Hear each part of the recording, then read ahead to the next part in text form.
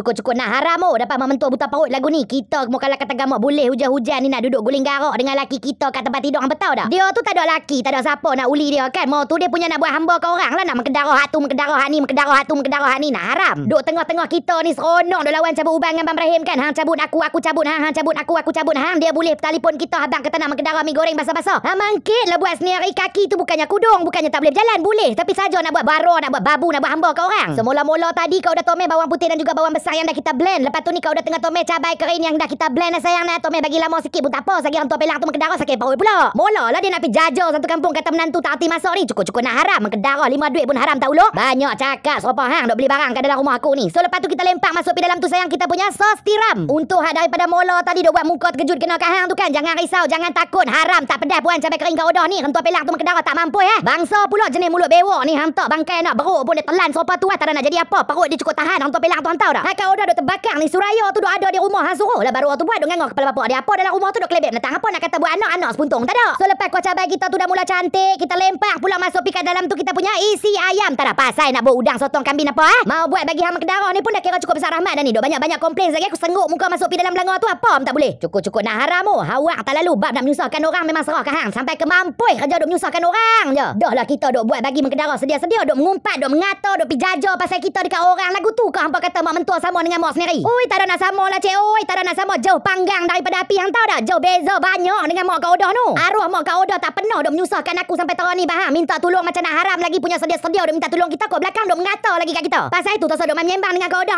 mak mentua sama macam mak kita kepala otak hang. Haram tak sama nah. Dok kata sama macam mak sendiri tu pasal tak kena ke hang. Mak kalau kata gamak kena ke hang baru hang tahu langit tinggi ke rendah nak haram oi. Oi kita yang lalui, kita yang hadap sampai 32 tahun ni dia pula dok boleh buat cakap pandai dengan kita. Cermat sama nah. So tak kau dah bubur fishball dan juga fish cake ni kau dah bubur dulu kita punya batang sawi. Sagi baru kita nak bubur daun dia. Kita bubur batang dia dulu nak pasal batang dia keras sikit pada daun. Mak kalau kata gamak hang dapat mak mentua baik tu bersyukurlah hang jagalah mak mentua hang tu dah lorat apa dengan kami hang dapat mak mentua serupa kena haram ni. Sama naik dengan tu kau dah perasakan sikit dengan ajinomoto dan garam sikit je garam pasal kita nak bubur kicap. Mak kalau kata gamak tak mau bubur pun tak apa. Macam hak kau dah selalu kata terpulang punya pasal mampoi pi. So lepas tu kita lempak tu masuk pi dalam tu kita punya mi kuning ada kita basuh nah. Hang jangan duk buat lempak lagu tu saja awak ngotor sangat ni. Lepas tu baru kau dah lenggang masuk pi dalam tu kita punya kicap. Hak kau dah tuang tu sayang ada 3 jenis kicap. Kicap masin, kicap manis dengan kicap pekat yang 888 tu. Tapi kemarin masa beli di kedai tu dia jenama dia bukan 888 dah, dia jadi 6666. Aku tak tahu pasal apa. Siapa curi 2 lagi pun tak tahu. Nampak tak cantik berkilat lawa je mi kita nak bagi orang mengkedarah cek. Kita buat bagi elok walaupun hati perut ni kan duk meredap macam ni. Tu hak kau dah tuang tu nama dia mangkuk bekas kicap. Kita kocok sayang nak dengan air bagi penuh satu mangkuk tu. Jadi mi kita tak adalah kering. Dia jadilah cap-cap manja-manja basah-basah tu.